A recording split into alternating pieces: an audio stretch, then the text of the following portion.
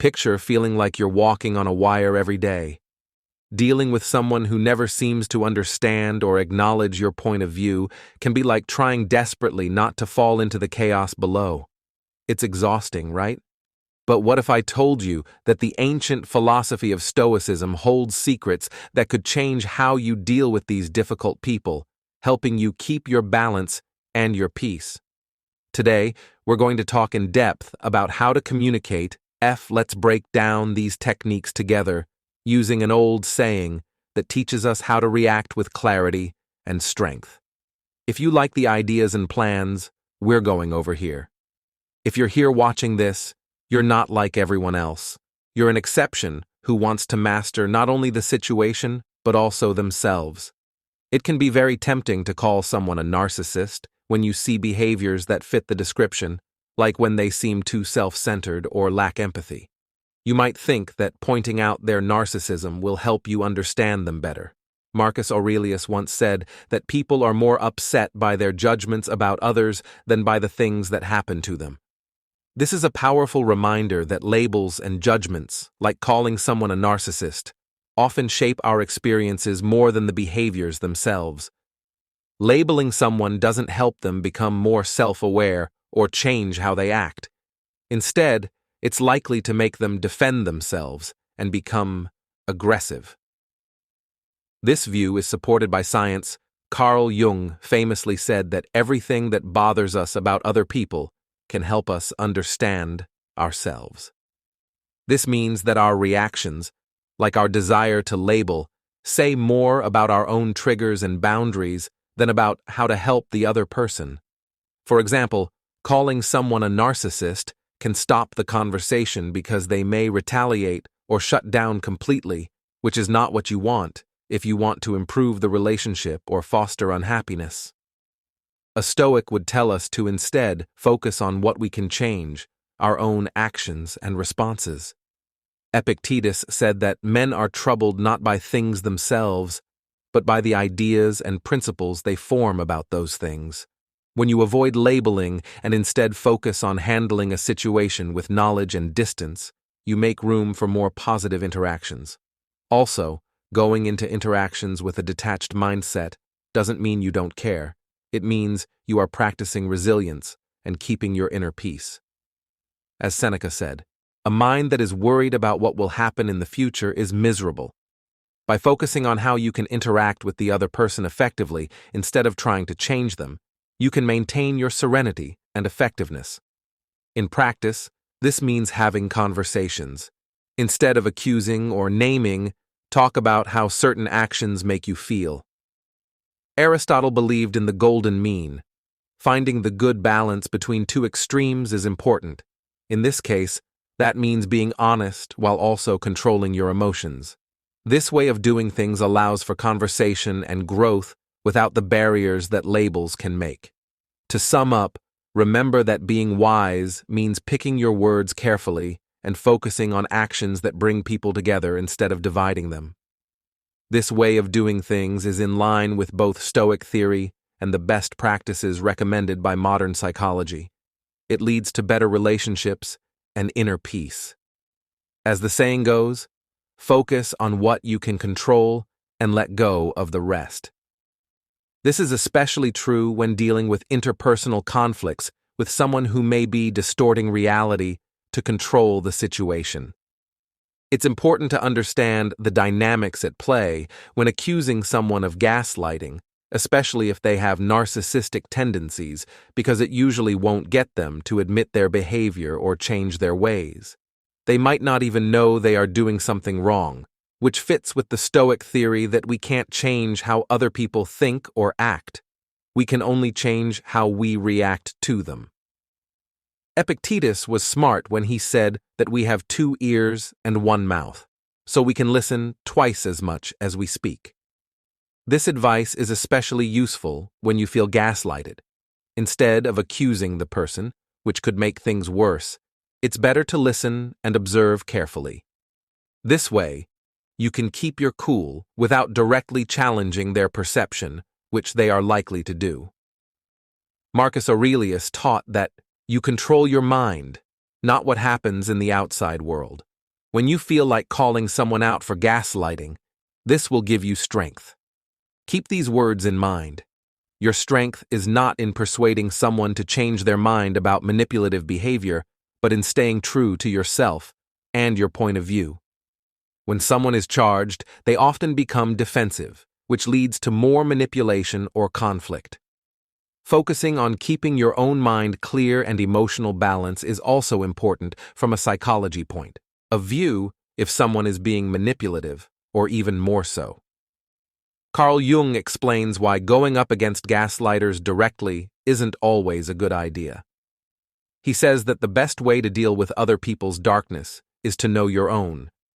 This means that figuring out your own emotional triggers and reactions may be more helpful than trying to change or confront someone else's manipulative behavior. When you work on your own self-awareness and resilience, you'll be better able to handle difficult situations without losing your balance. Instead of making direct charges, we could use Socrates' method of asking people over and over again questions that bring out contradictions in their thinking. You can bring attention to the truth of the situation without directly confronting it by asking clear, calm questions about the things that don't seem right. This way keeps the conversation going and can sometimes help the other person see where their words don't make sense. It's normal to want to talk to the person directly about gaslighting behavior and stop it. Stoic principles, like controlling yourself and being honest, are better because they help you keep your point of view and avoid pointless arguments. You take care of your mental health and stay ahead in these tricky situations. Remember that your power lies in how you react, not in changing other people's behavior. After a lot of interactions with someone where patterns seem set in stone, you might come to believe that they can't change. It can be very tempting to say you'll never change. You might think that by challenging them with the idea that they can't change, you'll start some kind of transformation. But let's talk about what that means. Stoicism teaches us to pay attention to our own actions and responses, stressing how important it is to be in control of ourselves and accept others as they are, not how we want them to be. When you tell someone they can never change, you teach them to focus on themselves. Not only are you blocking their growth potential, but you're also tying your expectations to a fixed view of their character. This can create a self-fulfilling prophecy where both parties act as if change is impossible, which blocks any chance for positive growth. Also, telling someone they will never change can make them defensive or hostile, which could make them act even worse as they It doesn't mean you stop hoping for the best or encouraging positive change. It just means you do so without caring about the result.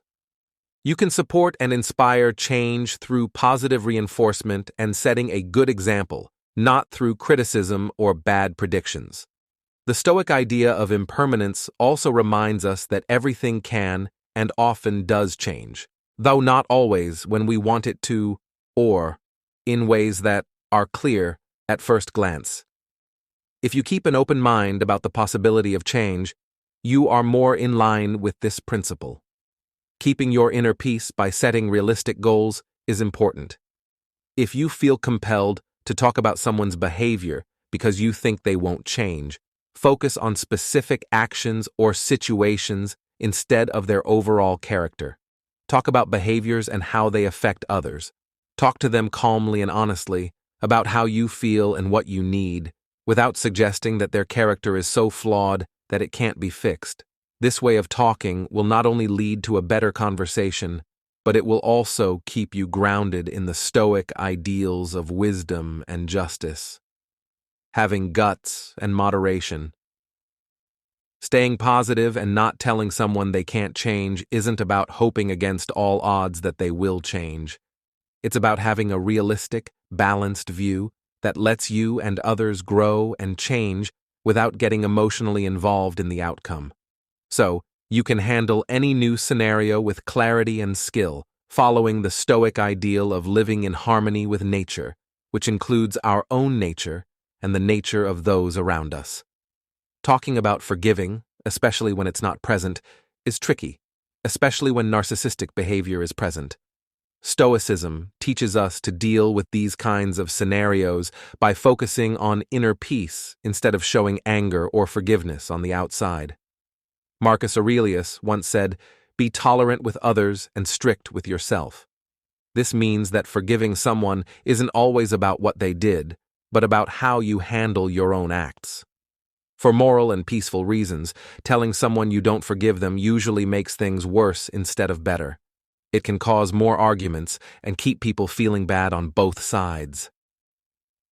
Stoics, who were influenced by Epictetus, say that what happens to you doesn't matter as much as how you react to it.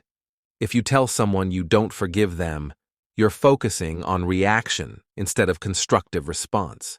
You might feel justified for a short time, but this usually doesn't help your own peace or make things better. In Stoicism, forgiving others can also be seen as a way to learn to understand their flaws and limits. Seneca said, "To forgive is divine, to err is human." This doesn't mean that you should always forgive, but it does mean that when dealing with a narcissist, your decision to forgive or not forgive should come from compassion and understanding, not anger or a desire for revenge. Making it public that you won't forgive doesn't fit with the Stoic goal of building virtue and mental strength. Aristotle adds to this conversation by talking about the golden mean and how important it is to find the right balance between too much and too little when it comes to forgiveness. This means finding a middle ground between holding a grudge and forgiving someone too quickly, which might not recognize real hurt or wrongdoing. By not explicitly saying you don't forgive, you stay on a balanced path that allows for your emotional health and an objective evaluation of your relationships. Kaliang also talked about how important it is for personal growth and individualization to include shadow aspects. He said that we can gain deeper insights and emotional maturity by understanding the darker sides of ourselves and others without judging or reacting right away.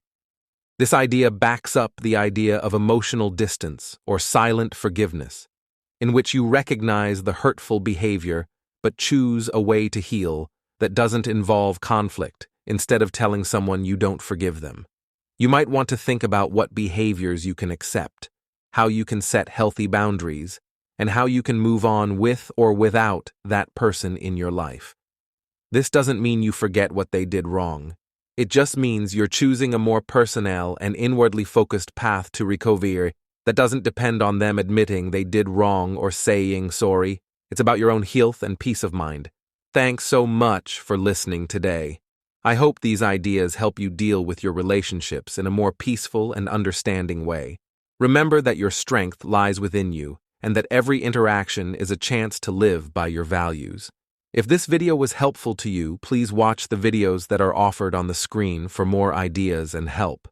Thanks for being a part of the Stoic Journal group. We learn, we grow, and we find our way to inner peace when we work together. Take care, and I'll see you in the next video.